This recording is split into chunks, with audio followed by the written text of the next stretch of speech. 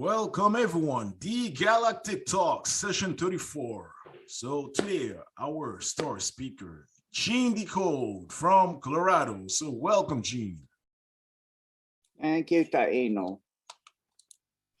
So, ladies and gentlemen, we're gonna check with Gene several topics. So we're gonna check subterranean, all right, cities, inner earth, and an overview as well on the latest operation and updates with the DUMBS and mystical sites in place at Colorado.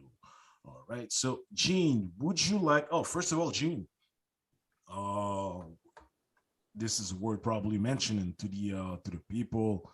So, your last session that when you came on the Galactic Talk, several people from different places, all over the world was just really glad. I'm going to share it. Was just glad about your content and who you are, right? So probably just sharing this to the people. So from Blaine Daniels, I love Gene's sense of humor. To Sally Jones, may God bless each and everyone. All right. Dale Rich, thank you for an amazing show. Gene's such a special being. From Serbia, you see, damn, just missed this. God bless you guys. All right, from Serbia. And Deborah, Gene Decode is so knowledgeable and humble about it. Johnny Walker as well. So, Gene, a lot of people, I'm seeing it from different places, love what you do. You see, bringing that truth to the people. So, thank you for this, Gene. Oh, thank you, Taino. It's such an honor to have people that appreciate the information that I'm trying to share for the world. The cabal doesn't like it much. They're, taking out a lot of, like, now the Gene Decode seems to be starting to be an algorithm they put in. So like some YouTubes are being pulled just because it has that in the title of the show. So, unfortunately, but if people can back up on BitChute and Rumble, that would help, or what other platform they might have. And then additionally now PayPal and Venmo, which is of course just an extension, barred us from life.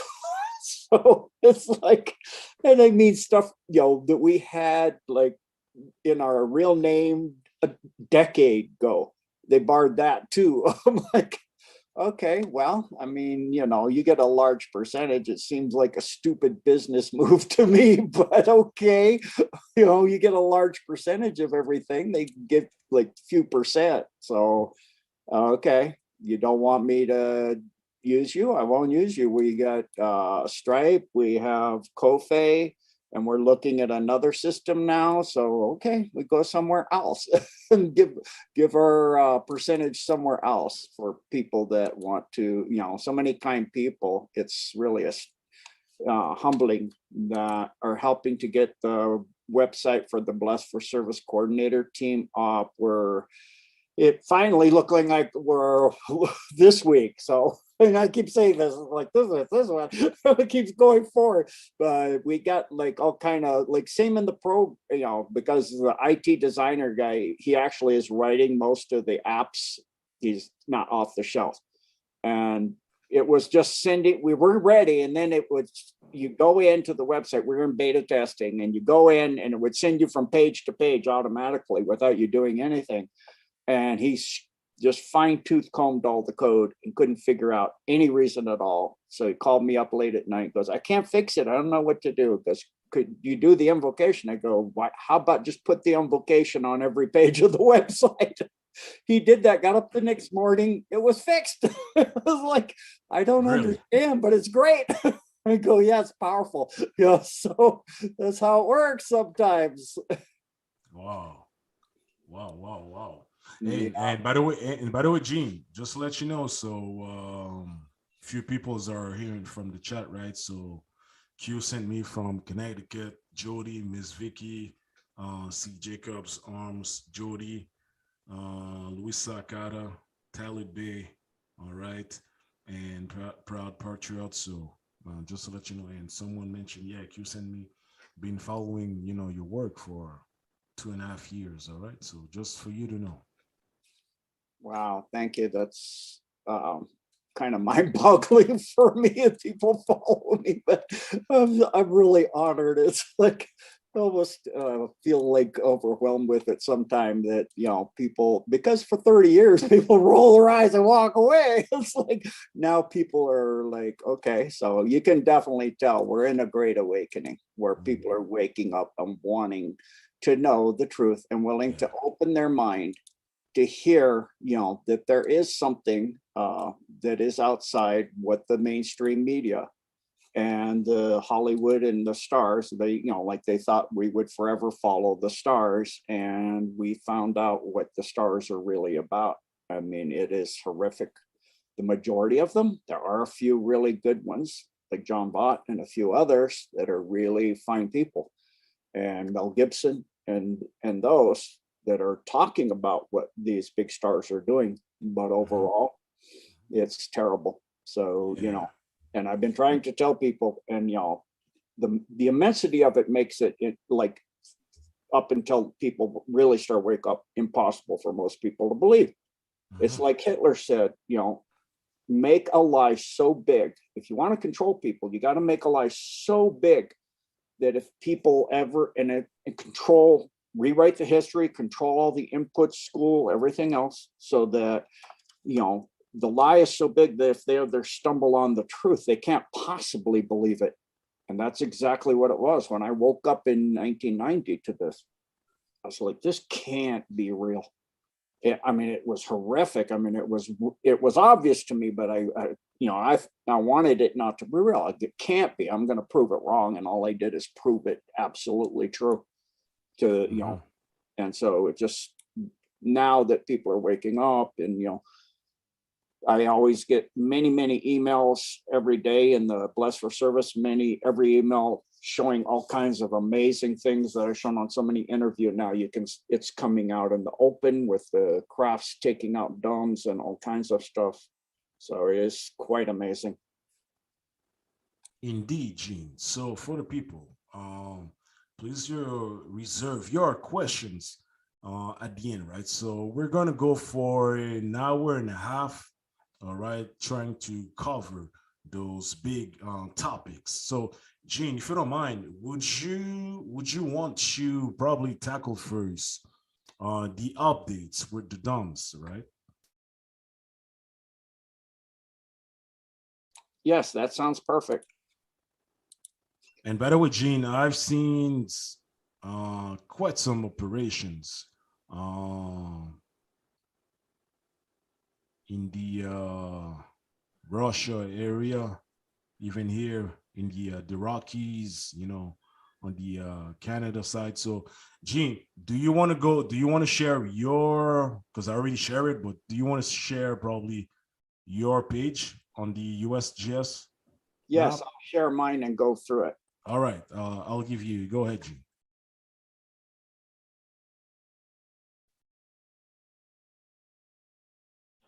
So you should be able to see my screen, yes? Yeah, it's good. Yeah, so you can see, again, they're working on Iceland again. Also, that dome here connects straight to this one just by going towards Scotland, towards the Glasgow area, and that goes up under towards Glasgow, as you can see here. 10-kilometer again, of course. Then from there, that's this one here is part of the Vatican Dome that goes from the Vatican through Albania down through the Isle of Crete, and splits off and goes through Libya, Tunisia, and comes up Morocco, goes up through under Gibraltar, and in Gibraltar, actually part of Gibraltar itself is hollow. They've got tunnels and stuff inside that. Then they're also going through this one here in Turkey, but the big one that I'm noticing today and going on is this takeout it's massive. I mean, in Iran here, you can see. So this is 6.3, and these are all at 10. So This is a massive, massive takeout. And then of course, ongoing in Afghanistan, as you can see with the Taliban, trying to free their country and keep the Pakistanis from coming through the tunnels of systems coming in. And then they're continuing also in Myanmar, and that they're getting deeper there. A while back, those were at 10, but they're going up into the Golden Triangle area in Laos and taking out stuff in there too as well. And then also in the US and Canada, there's a lot of facilities being taken down, and there are a lot of craft trying to escape. So they have these negative values. A lot of times they'll say, just explosion, but I mean, Oklahoma, they say it's quarries. There's like quarries everywhere, apparently all over Oklahoma. It's like, I never knew there were that many quarries in Oklahoma, really. I thought it was kind of like, I don't know, but there's a lot of negative values there. And I'll update and show you what I mean. This is just the last week here. So, in Stanley, Idaho, they're continuing that facility. They've been working on that for a year or two. It's such a massive facility, but going up in Canada and even on the highways, I mean, literally they're taking craft that are coming up under the maglevs that run under the highways. They have exits for the craft to get out across the river from the highway there in Princeton. And you can see they're taking those out too. The Alliance is taking these craft out before they can get away. Like here again, in Abbotsford in Canada. So there's a lot of activity going on where they're, so if I reset, for example, if we go to a larger time scale, like the last month, it becomes astounding how much is going on. Yeah, you're right on that one. Yeah, so now you can see, like, again, that you can actually see the line of the tunnels with the one in Stanley and things that they're taking out. And now the level of negative values, especially over the upper part of Washington State, is astounding. You have a massive amount of negative values, and some of them are pretty high up there. There's a lot going on. And, I'm looking at Mount Rainier. As far as I can see on volcano sites, it's not erupting, but you've got a lot of activity that should be like erupting if you have that much activity. That's like actual, volcanic type situation going on. Then, again, all these massive negative values you see of craft trying to get away. It's pretty stunning. So, and then, like I said, Oklahoma, when you go to the last month, it gets really crazy.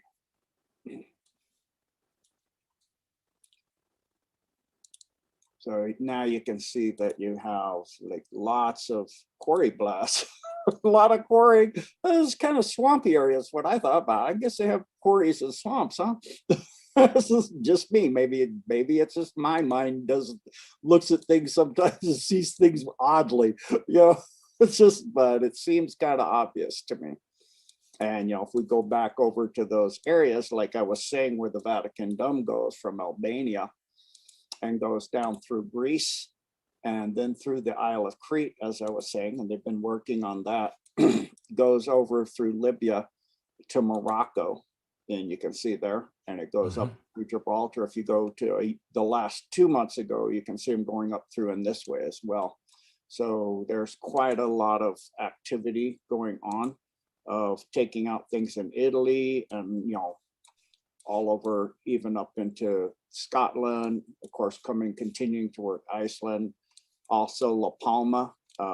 Most people are aware of that. Of course, they're saying, oh, it's going to crash into the sea and make a tsunami. Actually, the Alliance is hitting the levels one after another and filling them up with the lava from the lava tubes. So they're destroying the dome by putting it back the way it used to be. And it's a grid pattern that you see in those eruptions, because the dome has layers and it has levels and it has hallways and all of that. So, and doors, as you blow the doors, it makes a grid pattern because those are evenly spaced. So it becomes quite obvious there.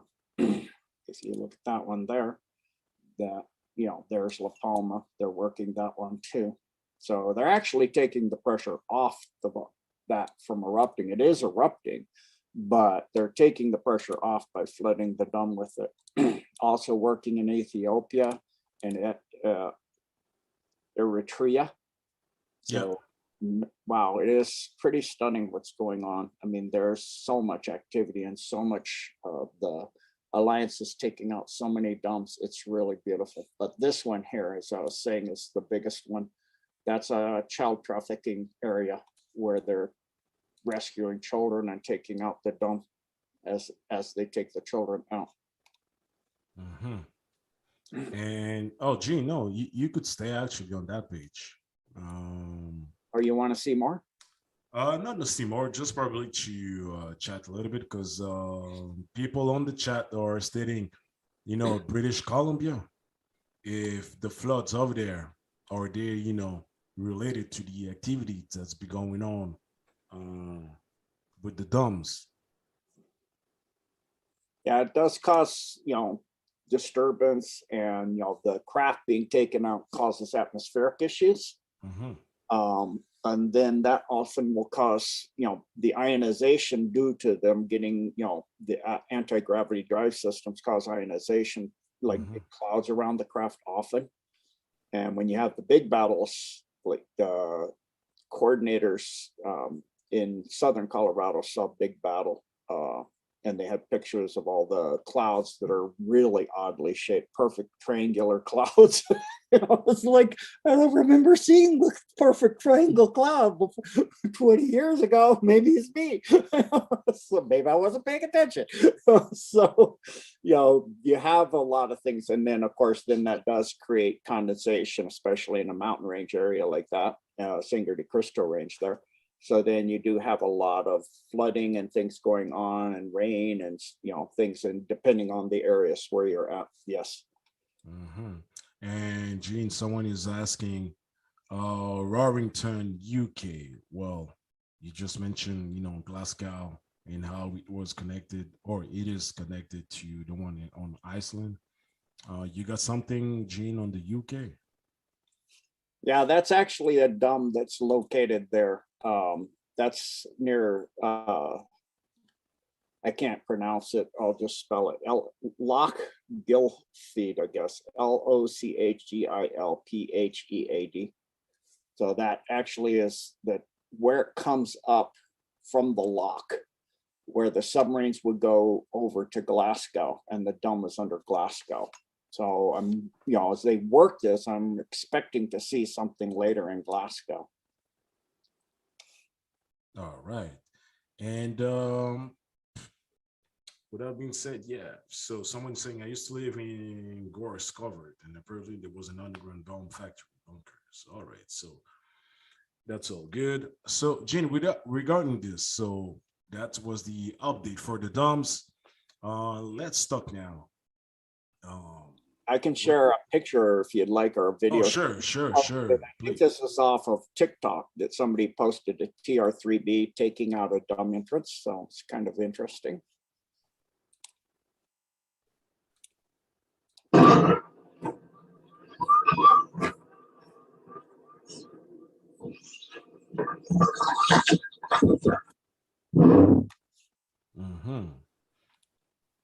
And could you share, because probably not everyone is familiar with the 303.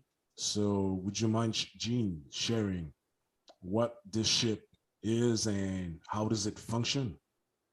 TR3B is an anti-gravity vehicle. If you look up the patent under Salvatore Pais, it goes into the entire patent for the drive system as well as the entire craft. It was first put out in 1947 when they went to the moon and Mars with that. It's a stealth craft. It can become completely invisible. However, they don't have to run, you know, they have regular drive system, but they usually use stealth. And sometimes, you know, like here's one that is, the stealth isn't working too well. It's kind of half in stealth. So You can see it's a triangular shaped craft. And this one's, stealth is obviously not completely working perfectly.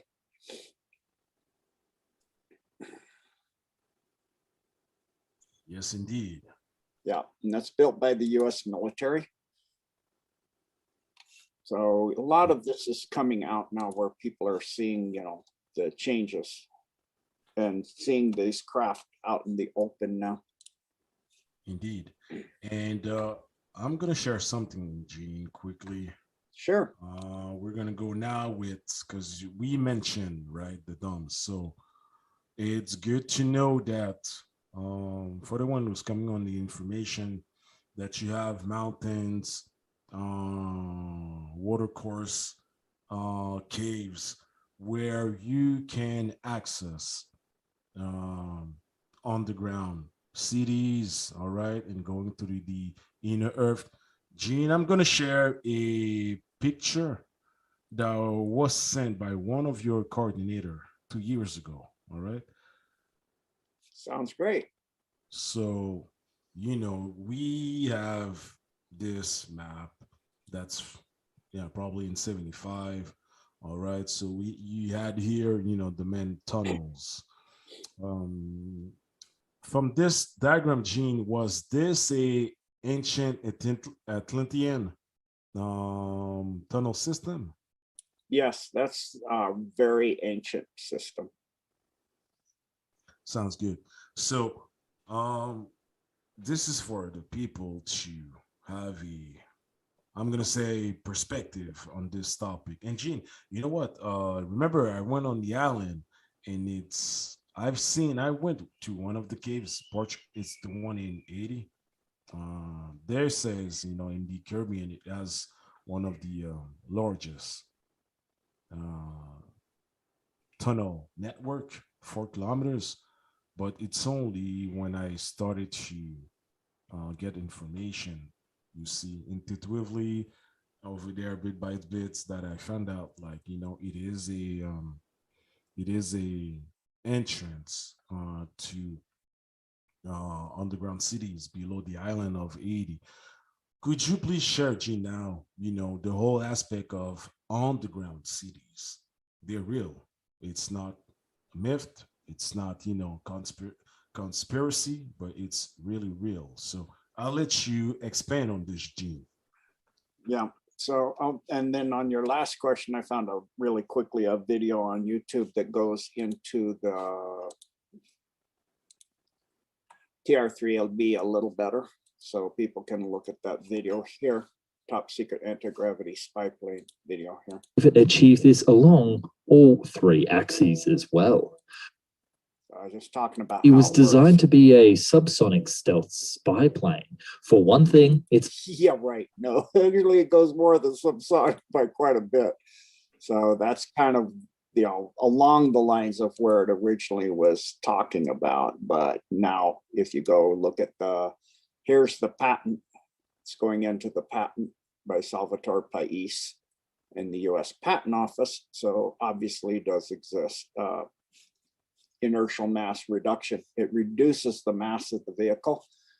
Usually this is like a noble gas that's supercharged between 2 hulls. That's why in the 40s, the Solar Warden used submarines, and they have an inner and outer hull, and welded the ballast tank shut, and then used the same type of system there to be able to lift whole submarines into space. So, it's going through and explaining it all here. So on the inner cities and that, you have of course, the low level stuff, which would be things like under DIA, which goes down to 80 miles deep, layer after layer, getting bigger and bigger than the city itself by quite a bit by the time you get all the way down. So you have that. And additionally, you have the hollow earth inner city and continents. So there's a massive, most people don't realize, that the earth is hollow. It's another well-kept secret by the cabal. They don't want people to realize that the earth is actually a hollow, thing. And, it's based on the nature of how things form, when they form, So here's a video I found to explain it a little bit for people. So this is just a person showing in a microgravity, a rotating ball. And first, this is just air bubbles in the ball of water. And you can see as it starts to rotate, the air bubble, it acts like a centrifuge, and it's driving, because the air is at a different density, it's driving the air to the center. And so you can see it literally going from pole to pole on the axis of rotation. And it's starting to, looks like it's starting to try to break the surface tension and open and make it like a donut. And then later what he does, in what they do in this experiment, is they put in tea leaves now. And now, because tea leaves are a lighter density than the water, they go like the continental plates, they go to the surface of the, and then you have the bubbles, the air in the middle. So you have a hollow ball or a donut. Now he puts in, but they put in vitamins, and because of the same density, they're rotating in globs around inside, like in the magma, because it's the same density as the rock, surrounding rock pretty much. So it stays in the middle part. So it's a really good explanation for people to understand why and how the Earth would wind up. And all planets are hollow. That's the difference why they downgraded Pluto. I mean, they don't really ever explain to why they downgrade Pluto to a planetoid, because it's not hollow. It doesn't have an internal sun. So, I can share if you like. I'm working on a decode on expanding in hollow Earth. If you want, I can share some of that. It's kind of a work in progress, but I can share a bit of it. I highlighted it some. So entrances into the Earth, the hollow Earth, in other words, is the cave of the oil birds, Cueva de los Tallos in Ecuador, Mount Shasta in California. That's goes to the Agarthan city of Telos, Manos in Brazil, Mato Grosso in Brazil. That goes to the city of Posid, inside the Earth. Iguacu Falls, that's on the border of Brazil and Argentina. Mount Apameo in Italy, the well of Sheshna in Benares, India. That goes to the Agarthan city of Patala. Mongolia, in Mongolia on the China border, there's one that goes to the underground city of Xinhua. Rama in India goes to the lost subterranean city, also known as Rama, in the Grasso Plain region, underneath the Pyramid of Egypt, both poles, like you saw, because of that rotating water, and under Denver itself. The inner Earth continents, I've been working on getting them laid out, and so people can have an idea of, and the capital cities of them. So the primary Atlantean, where the Atlanteans, after the main part of it sunk, went inside the Earth, they have Posid, which is the continent, or underline, and it's called Posid, the continent. Its capital is also Posid, same as Shonshi, which is the refuge of the Uyghur civilization, which are a branch of the Lemurians. And then they went there 50,000 years ago, and its entrance is guarded in a Himalayan lamasery, and the population of that continent is about 3.25 million. Then Rama, which is the capital of the continent, Shambhala. That's a remnant of the surface city of Rama in India, which is located near Jaipur.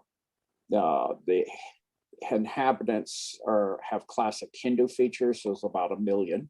Then Xinhua is the capital city and the continent of Xinhua.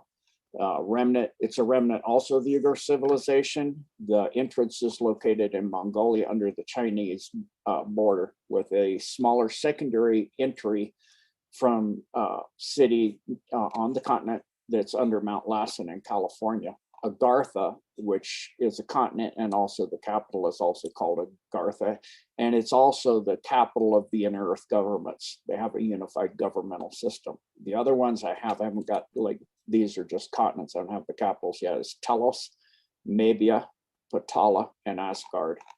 And then going into, here shows how the Earth, as it's spinning like that, because its mass is constantly accruing through 200 1,000 tons of debris falling on the Earth every year, so it's getting more massive.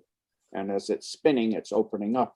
So you can see here everybody knows the Atlantic, it fits right in, but the Pacific also fits. So there's the Atlantic fit. And you can see the entire Earth spinning as it originally was. And then you can see the continent of Antarctica coming out from up in here. You can actually see that the Pacific actually all fit together too. Antarctica and South America. Antarctica fits right up in that. And then this is showing the crustal age of the Earth. And these are the fits again. So you can see how Antarctica and Australia fit, Australia fits perfectly into where the Pacific Ocean is. So the Earth used to be much smaller. And I'll be doing this full decode that I'm making up when I get my website up.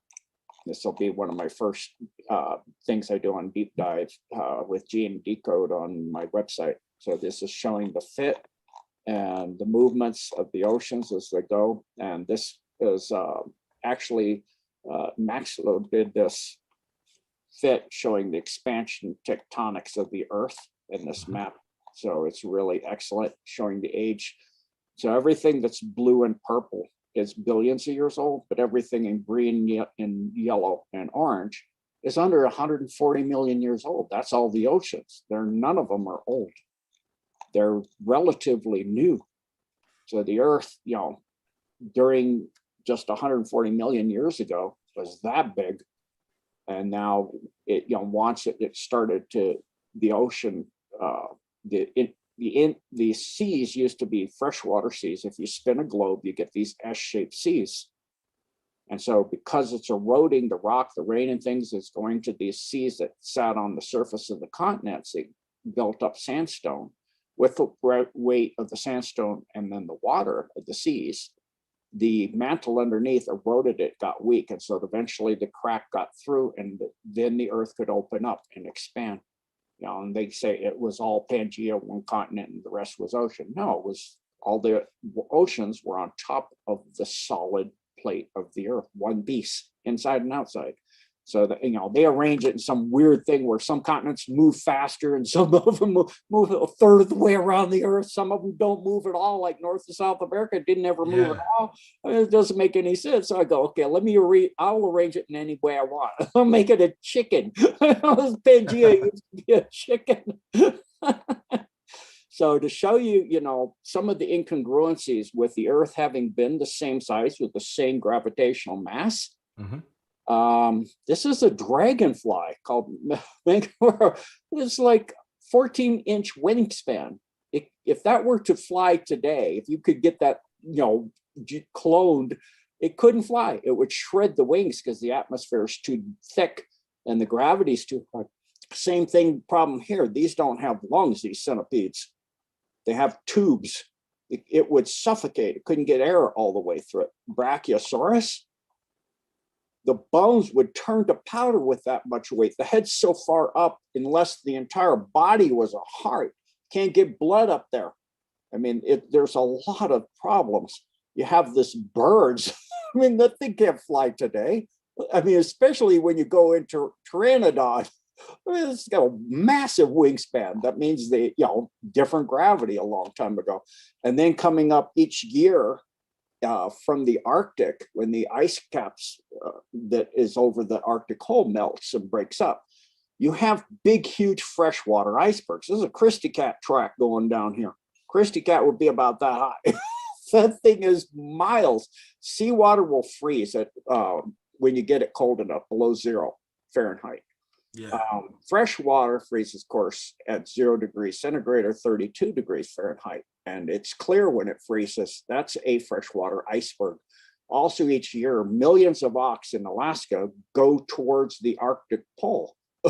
Where are they going? Why do they not freeze? How do they come back in the spring? There's a lot of problems. So as the Earth, did that spin and it got hollow inside, and the heavy materials, because their density is different, go to the center. That's fissioning materials. So you create an inner sun, which creates a gravitational push, gravity is a push, not a pull. It's a particle wave. Waves push on you. So it pushes the material out all around. It creates an electromagnetic dynamo that open up the poles along with that air you saw rotating. So you have the inner Earth structure there. And here's from the space, one of the space stations. You can see it frozen over in the winter.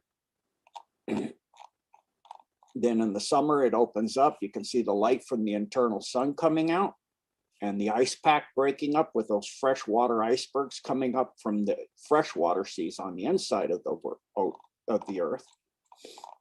And then the correct map, people are like, the Earth is not shaped the way they say, or it's this or that, the problem is the Mercator map. First of all, it's upside down. That's the first problem. The North Pole, north is up on a map. So I put north up on the map. That's up there. People in Antarctica are up over, they're not down under. And if you look at the Mercator map, which is the black outline, if you look at the square miles of Africa, it's as large as all of Asia, as you can see on the green map, the Peters projection map, as all of Asia and Europe. It's a massive continent. And you can see that's true here, but on this map, it's like not even half. It's like they've distorted what they did is when they went to conquer Africa, they didn't want the Zulu nation to realize how small the England and the British Isles were. So they made the equator move. They moved the equator. So if you look, in the middle of the map, if we look at the Peters projection, this is the equator about here. Well, that's, if we look at that lump there, that's like, way off. So, there's actually the correct way with the countries thrown in of how the Earth actually looks on a Peters projection. And looking at the age of the Earth, again, on the problem, and this is, based on core samples. So everything that is not a bright color, like greens and whites, that's the really ancient stuff. That's in billions of years. But when you go into less than a billion, here's 280 million. You don't see anything on the ocean floor, hardly at all, except off the coast of Asia. That's blue. And that's only that light blue. That's where Lemuria used to sit before the Atlanteans destroyed it with particle beams. And it's down to 160 million. And then the rest of it is very young. We look, you got a little bit that's ancient here, off the coast of Africa and East Coast. But the majority of it is under 160 million years old. Even those areas there, that's still 160 million. It's not billions of years. So the entire thing used to be much, much smaller. And then again, looking, at other planets, they also have, you can see a hollow area and an internal sun. So you can see the aurora borealis happening, coming from, not from the light of the sun, or it wouldn't be a perfect ring. It would be only where the sun's shining. It's coming from the sun internal, ionizing and polarizing the atmosphere of the planet. And so then you go down, here it is again, perfect rings. Yeah. And here you get it with Saturn. Perfect ring. Why, if the sun's over here, would it make it over there? Why would the ring be opening up where the sun's centered? I mean, maybe it's, gravitation, but you'll have these rings on planets when it's dark at night. So coming through the pole, the Antarctic entrance comes into inner Earth, and you can see here coming through the system that comes through. And over this is a distance, in the distance are 64 pyramids, you can see there. This is the Antarctic entrance built by the Atlanteans. This is an ancient, it's called the Perry-Reese map, showing Antarctica with no ice. So the ice age, this part of the Earth had ice, but this part was ice-free at that time. So there's these ancient maps showing how Antarctica used to be. And there's the aurora borealis.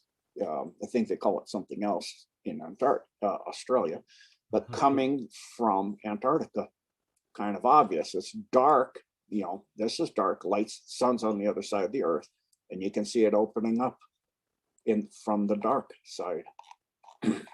And again, centered right over Antarctica. And you would say if we saw the center, would be right about there. That's, you know, where they're saying the whole, you know, the bases and all that, New Schwaberland, all that is. So here's from the space station again. And this is, you know, going through those entrances I was talking about, and some others as well, Mount Primo, under the Pyramid of Giza, King Solomon's Mines, Deborah's Caves, Ignacio Falls, Mato Grosso, Manos, Mammoth Caves in Kentucky, some more entrances. Admiral Byrd's flight, and his diary goes into flying in and meeting the Agarthans and coming back out. And this is another map showing Antarctica without ice, and you can see it's literally two pieces that were got forced together and got connected. And this is I'm still working. I'm thinking and looking at this, you know, could be an inner Earth continental map. I'm just having to evaluate that. So if we look at the tectonic plates, I mean, all of this is created less than 140 million years old. Same with this. And, you know, you can see how this all, you know, that bend right there and this arc and bump right here and this notch fits perfectly up in here. Mm-hmm. Yeah. Yep. So it's kind of just a drawing of the outlines and the different interests and different features, you know, of what they're saying, people are understanding and the information, trying to get out some of it. So James Gillian put this message that came from the Mehabia. They call themselves the Mehabians from Inner Earth. I thought it was quite beautiful and eloquent. We are a race of beings that went inward into a vast array of caverns during your last pole shift. We are a combination of Atlantean and Lemurian. There were already several races living on your interior, some extremely advanced, more energetic than physical. In other words, 5D, etc., 5th density. To these beings, we owe our survival and the ability to continue to evolve. We are, and that means in the realm of ascension, not like the evolution by supposed theory of evolution. It's a different type of evolution.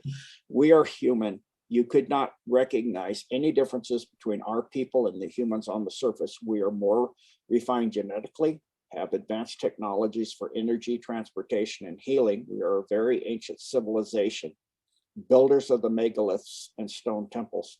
It has always been our desire to return to the surface and unify with the rest of Earth humanity, using our wisdom and technology to aid in many of the challenges facing surface humanity. We have transcended war, disease, poverty, and lack for nothing, although our needs are simple. We are part of an alliance from the stars with the ability to travel hyperlight speed and interdimensionally. We are not profit-driven. We prefer quality over quantity, natural over synthetic. This leaves far less a footprint on our environment, which is balanced and thriving. Before considering unifying with the Terrans on the surface must find unity. In our world, there are many forms of life. Some are very evolved, others lesser so. Our civilization consists of very tall beings of average height and very short beings, just as the surface, only in more variety. More races, cultures, and colors are represented in the interior. We have found that by communicating, listening intently without judgment, releasing the past, old grudges, seeking common bonds and goals was the path to unity, being of service to the whole community in all its diversity was first and foremost. Those blessed with abundance, higher knowledge, the ability to heal and provide effortlessly helped those less fortunate. Our civilization is dedicated to universal law, creating the opportunity for each individual to reach their highest potential. Because of this, we experienced a quantum leap in evolution, living an abundant, loving, joyous life in harmony with each other and the environment. Terrans on the Earth surface can choose to do the same. There is one prerequisite before this can start. Terrans need to unify for the common good. This means transcending all religious, cultural, and racial barriers and boundaries. Although there are many races, religions, and cultures, each individual has a soul. That soul comes from God, Creator, the Great Spirit, the unified field of consciousness and energy, whatever name or description you want to give it. We're all family on the soul level, all connected. The source we come from in its most unlimited understanding is pure, unconditional love, joy, and bliss. Love, the ultimate, everlasting power in the multiverse serves. When each individual makes their own personal connection with that source, the wars, disease, and poverty ends. It is really that simple.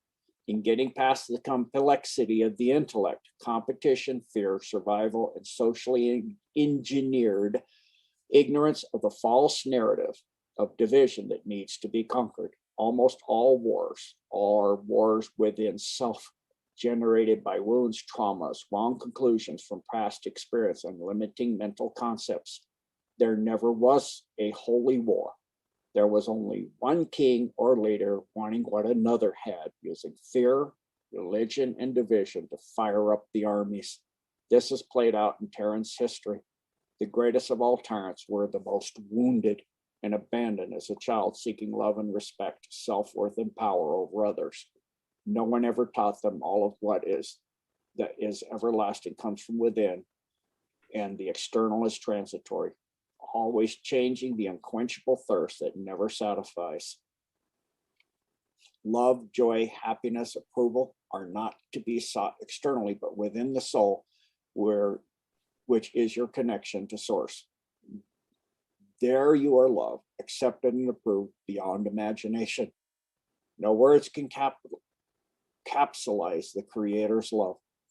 Knowing the difference between clever and wise are also qualities of self-mastery. The intellect and altered ego are already talking you out of this, generating reasons to fail. A very ancient word in Lakesh has two translations. One is greeting my other me, and the other is the God in me salutes the God in you. In some cultures, they don't even have a word for I or me. This is the foundation of our civilization. This and similar understandings once were the foundation of surface Terra. They were hijacked by lesser negative forces over time. It is now time to return. Due to natural cosmic cycles, the evolution and ascension of Terra is now returning to the universal law that some call unity consciousness. This is no longer optional. Ours and other advanced civilizations from the stars, many of which are your ancient ancestors, are here only to empower and assist in this transition. Terra has a long history of invasion and manipulation by other forces with other agendas. There has been an intergalactic war in the heavens as well as beneath your earth.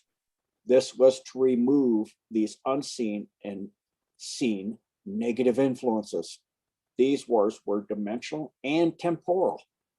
The benevolent beings on the interior, forces on the forces on the exterior, galactic and interdimensional beings, have been successful in removing the vast majority of these influences. This is a step in the direction of ending tyranny, draconian law, and moving into universal law. The hierarchical networks of these seen and unseen negative influences on Terra still exist. They are woven into every aspect of government, religion, agency, and institution. They are known by their unbridled greed and lust for power. They do not serve the greater good. They do not empower, they overpower. These leaders and their kingdoms are not frequency specific to Terra. Its evolution into higher states of awareness or consciousness, action, reaction, or what some call karma, will be amplified and accelerated. All that which cannot adapt, transform, or align with universal law will diminish or collapse entirely. It is a process no man or woman, no technology can stop. We must take the path of the mother, which is phasing out of one dimension and moving into a higher consciousness and energy and a new way of life. Those who choose the path have our full support. This does not mean we will do everything for you. Everyone has to do their part, take their stand, do what is right in service to humanity and Terra. Tyranny lives only by agreement and ignorance. Time to wake up, rise up, unify, and join the rest of the universe in peace. A world beyond belief waits you.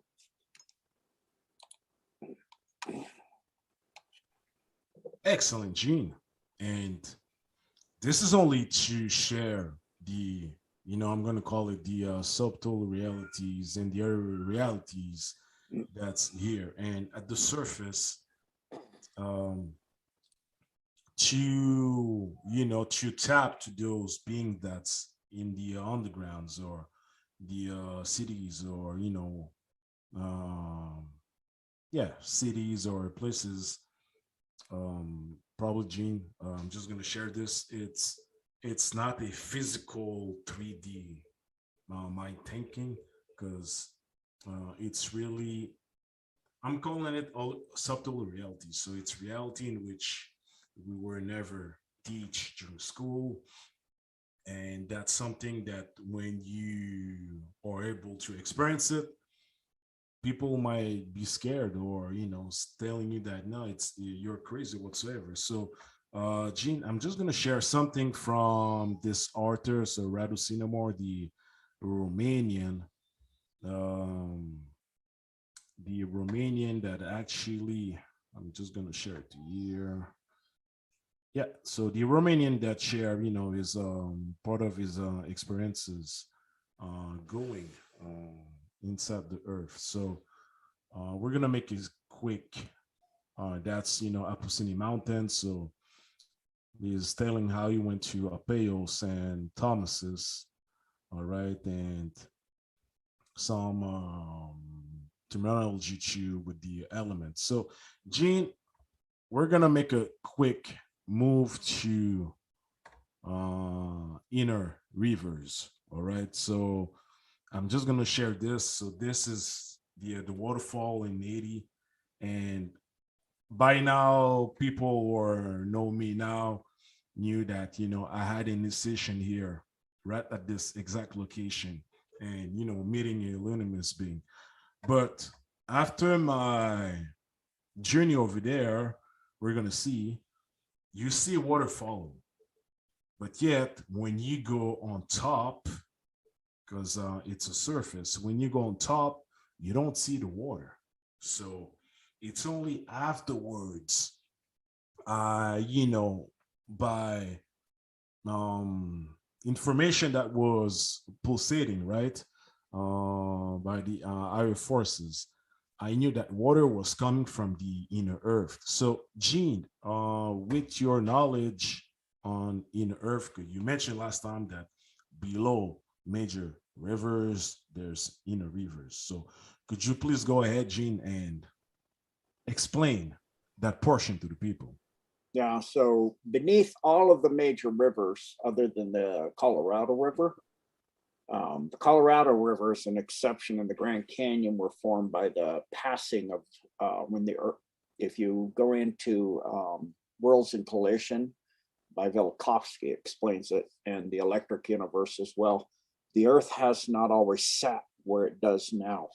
And Venus actually passed by, and as like if you ever pass by somebody and you've been walking on a carpet, you'll get a static discharge. So that when the resistance between the the potential difference is not the resistance in between is not enough to resist the equalization of the charge, it'll equalize. So when Venus passed the Earth, it created a static discharge that cut the Grand Canyon in a 3-day pass. And so all the other rivers, if you look where they empty out into the sea, the Colorado River, up until they started damming it up, emptied into the Bay of California, pretty much. And so you don't see a delta like off the Mississippi River, the Nile. Every big river on Earth has a massive delta, and this does not. And so it was actually cut by that passage. The first strike is a crater that a guy actually bought it to get the meteor that hit, and he dug and dug and dug and didn't find anything. It was because it was a strike, like a lightning bolt from when it first struck, which is outside of in Arizona, outside of Flagstaff, Arizona. And it's unique in the crater also, besides not having a meteor that caused that. The material, usually if you have a meteor strike, as it's ejected, it inverts itself. So the newer stuff on top gets thrown out first, and then the older stuff's on the top around the crater rim. And this crater, it's not that case.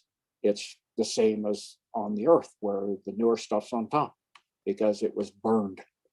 And so the Grand Canyon was actually created that, but all the other big rivers like the Missouri and the Mississippi and the Nile and the Amazon have huge deltas, and underneath them are what are called aquifers. They're massive rivers, way bigger. It's what they use to cut the tunnels for the submarines to go under the cut. They just cut into that, make a tunnel, and it's already got the water flowing through there. And you have massive underground rivers. And then as you get deeper and deeper down, you have ancient underground cities and tunnels. And when I did my dumb decodes before, I showed tunnels, and Linda McAllister shown them too in LA, where they showed reptilian tunnels and all of that. Right, the Alpha Draco had tunnels under LA. And so when they lay subways, often they find them. When they diamond mines in Africa, the miners, and I've actually got emails from people that have told me that when they discover a tunnel, and these tunnels they discover are going at a 54-degree angle straight as an arrow, literally laser straight. So they were created by what's called a maser, or a microwave amplification, other than like a laser, which is a light amplification. So it cuts straight through the rock and vaporizes it, and they go for miles and miles at a 54-degree angle. And as they're digging the diamond mines, they hit these, and they're told that to keep their mouth shut and seal it back up, because they're not allowed to be telling about these ancient facilities, because the cabal wants to have that information and use that for their purposes. So they're threatened that their families will be killed, they'll be killed, etc. The same old, like the Nazis did the same exact thing. And so, all of these, for example, Florida, the whole Florida Everglades and all that is actually a river that's slowly moving at about 2 miles an hour to the sea, the entire thing. Well, underneath that is completely another massive river that goes extremely deep. And, the cabal has never been telling all this information about these underground ancient cities, as well as the big new ones they've built. So the Earth is a combination of a hollow, like donut, plus it's like a honeycomb, where you've got all kinds of groups, some that came back trying to secure their future, for example, like the Amshar, that their timeline was eradicating itself. It was disappearing because of the Great Awakening. They wanted to stop the Great Awakening because that's not their timeline, and their timeline was starting to disappear. So they came back 10 million years and created large underground city in the, like all these honeycomb tunnels and all of that. So like Mammoth Caves, like I showed with that map, it goes all the way to the center of the Earth, but that cave system goes through most of the northeastern part of the United States. It goes all over the place, and they're underplaying how massive it is. Like the same thing with Carlsbad Caverns and Lechuga, which are actually connected, and they go all over, and they get deeper and deeper and go vast, and then they lock them up so nobody can get in there and say, and underplay the size of it. And so there's these ancient caves, and some of them are actually what are called apens, or power nodes.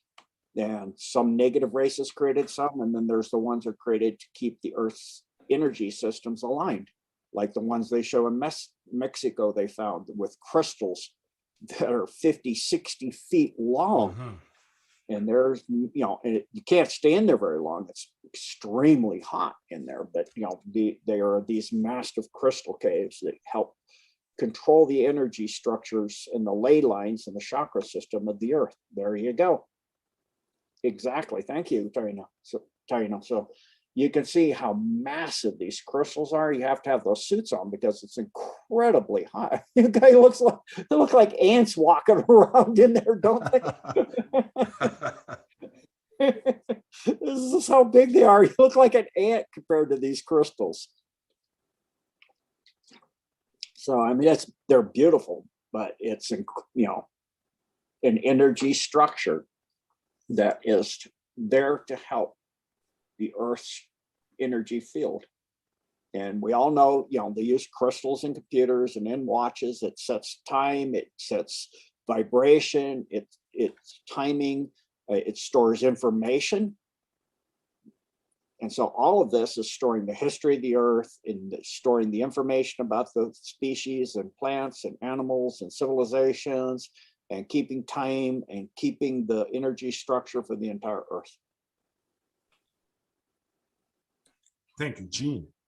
And with that being said, Gene, we're gonna make a smooth transition. So then again, your consciousness, you see, the frequency of it allows to tap to those realities and subtle realities and other worlds. So now, Gene, we're gonna we're gonna jump now to that section here, mystical place at Colorado. So I specifically chose Colorado because that's where Gene, you know, it's dwelling. So like we're saying here, guardian of the gods, can think of Mesa Verde, national park, as well. Gene, you mentioned through one of your DUMBS decode where Boulder, Colorado, underneath there was a EMC center, right? Well, they would pulsate electromagnetic fields to alter people's thoughts and everything. International Denver, we all knows it well. Almost all the major airports below there's so probably now focusing now, Gene, on the mystical places. Please share to the people what you experience and what you know. Well, of course, Garden of the Gods is actually a part of the Morrison fold. It's what's called Morrison sandstone. That's why it has red. The next layer down is called Wingate, which is a whiter stone. You can see some of it in here, but it, you know, even the Native Americans said that this was a very sacred place, and that runs across the foothills part of the Colorado Rockies and the where the inland sea. And if you go up towards the I-70 highway, between that and Highway 285, you have on this Morrison Fold a area that where the Diplodocus actually used to walk around the inland sea, and Brachiosaurus footprints are there. So there's on the Morrison Fold between I-70 and 285, you can go up there. It's called Dinosaur Ridge by some, because you can see Diplodocus footprints, and they actually used to have Brachiosaurus footprints. But the problem with it was when I was 6, 7 years old, we would go up there and there were human footprints besides the Brachiosaurus footprints. So now you can see what are called the pock marks. They cut off the whole huge chunk of rock and removed it. It's kind of obvious because it's not aged.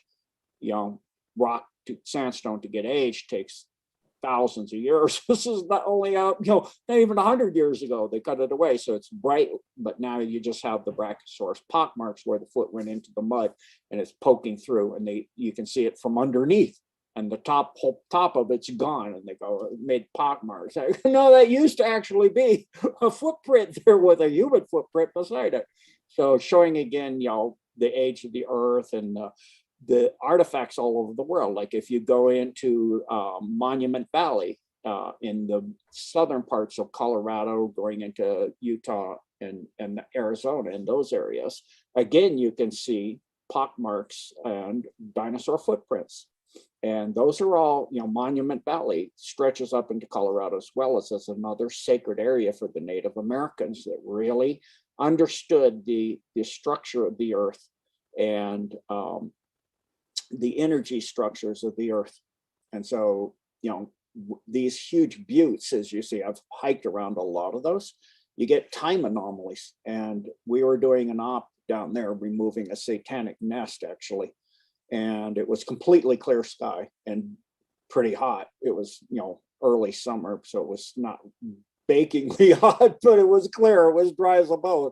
And then a big 3-mile long cigar-shaped cloud generated itself. Like, okay. And I couldn't help it because a little guy came down in his stealth suit and my third eye is wide open. And I finally waved because he was so cute, a little triangle guy, golden triangle guy. And he got out, stopped his appendage, lower appendage, and beamed back to the ship. And then Leonora came down and goes, sorry about that, Gene. He goes, what do you got? What report on what happened? I go, sure. I go, give my apologies, but he was so cute. I couldn't help myself.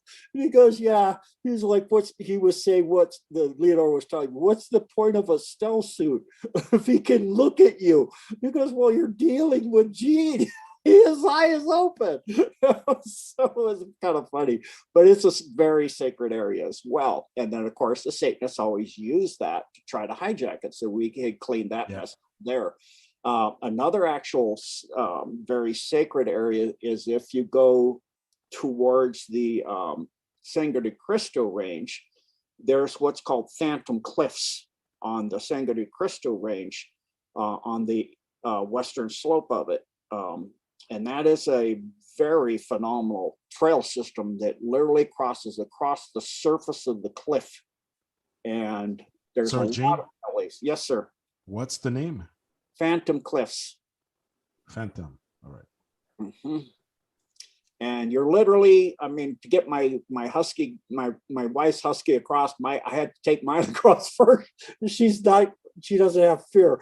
My wife was like, no way, it's 3 feet wide, 1,000 feet off the ground. I crossed it. That's right in the middle of the cliff. You're out of your mind.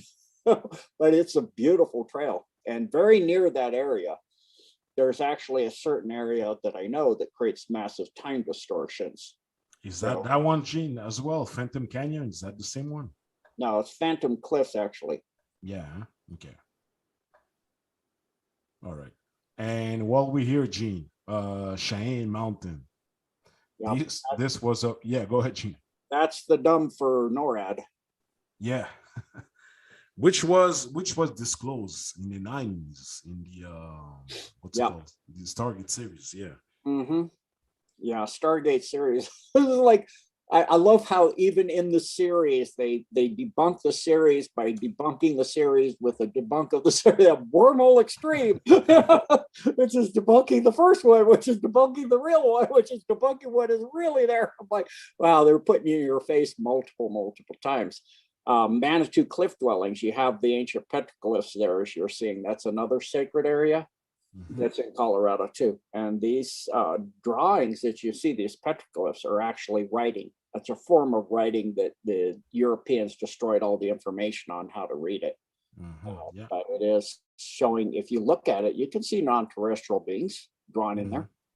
It's pretty obvious when you look at it. And craft, they're showing craft and all kinds of different information. And of course, if you're traveling, they're going to show you things of importance, like where's the nearest water and where's the good hunting sites and where do you go and how far you go. And they're going to show, battles they've had with non-terrestrial negative groups and that they got, off the planet and, how they did it and explain it all. So consider the fact that the Native Americans used wickiups. They didn't have, the horse and the wheel. Later they got the horse and they got the wheel, but you have some ancient carvings with wheels.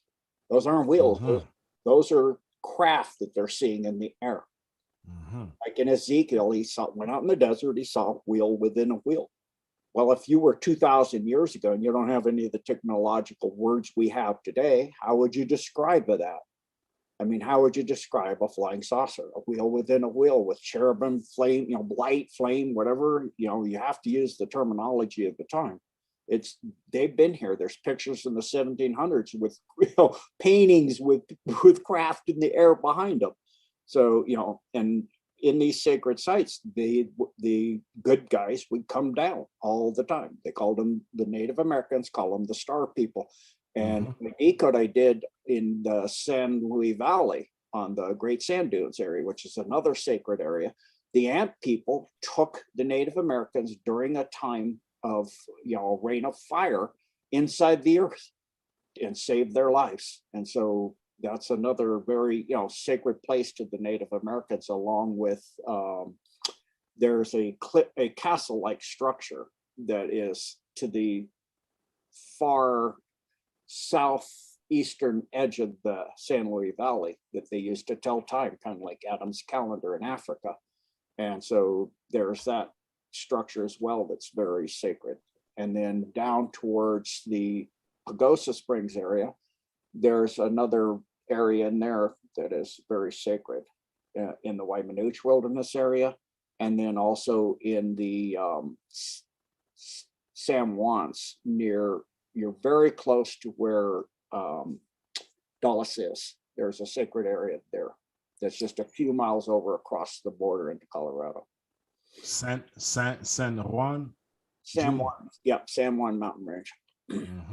They call it South San Juans. South, okay, sounds good.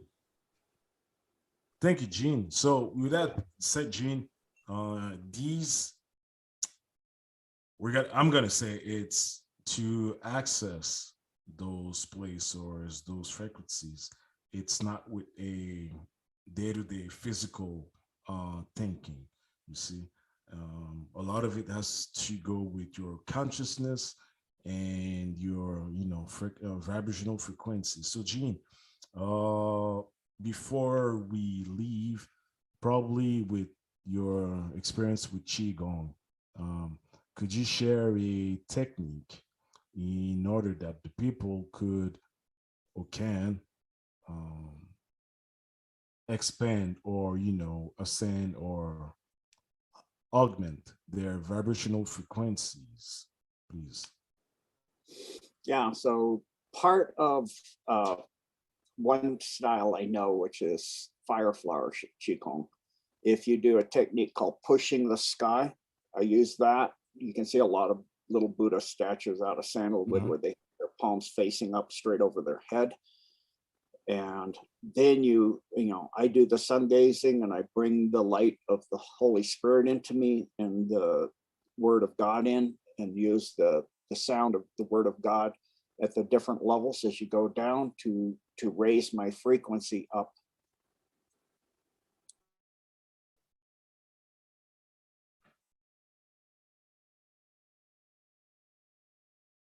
Oh, you keep going, Gene.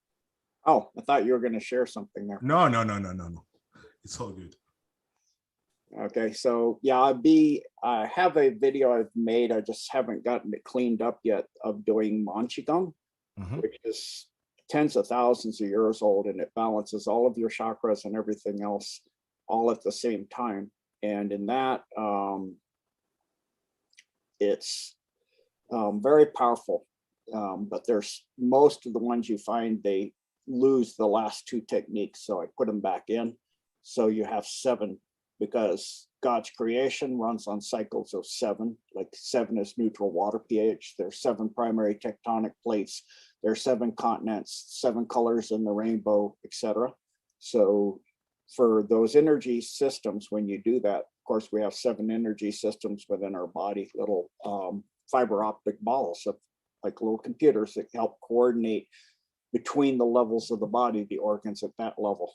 So all the organs are coordinated, and all the energy, those fiber optics run through the entire body. It's one of our 3, again, sacred geometry, representing the Holy Trinity of our circulatory system. So we have the cardiovascular, lymphatic, and then the acupuncture meridian system, which are literally fiber optics that carry ultraviolet light throughout the body. They've actually now detected it.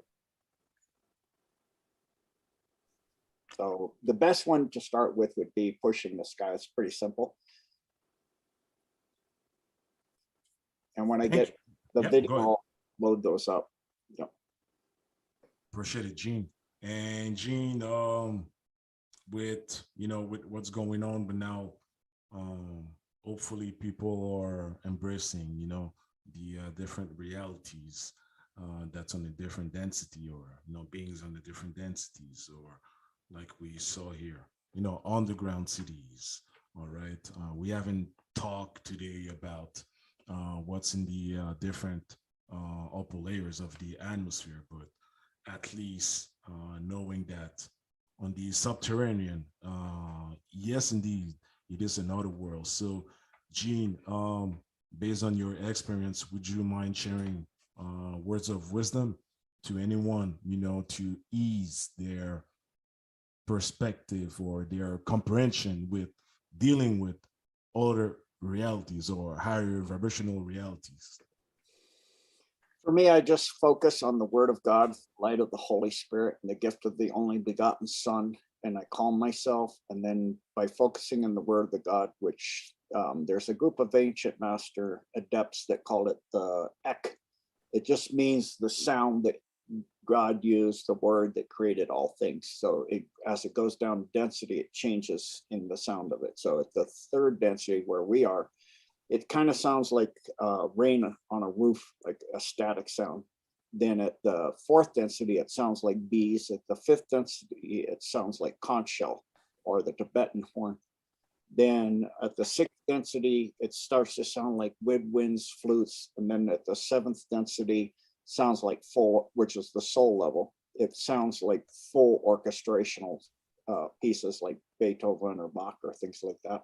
So I focus on that, and then focus on the light of the Holy Spirit, and then whatever I need to do, on the problems and all of that and the issues, it calms you. And then if I petition or do prayer or my invocation, I always center first that way. All right, so you heard Gene for the last almost an hour, and 40 minutes. All right, so Gene, thank you. Like you saw, a lot of people from different places are hearing you. So what's good now, it's people at least, are bounding together, wherever they're at, wherever, their style of thinking, their, I'm going to say subculture, but the thing is, it's all about the truth and rising as a collective. So to the people we had here today, Gene Decode on the Galactic Talk session 34. And Gene, as always, it's a pleasure and an honor. Thank you, Taino. Likewise, it's always an honor to be on your platform. I really appreciate it. Thank you. God bless. Right. And Gene, for the would you mind sharing to the people probably your updated platforms when they can reach your information? Yeah. So for now, still the Gmail is Colo, COLOSENSEI 64@gmail.com.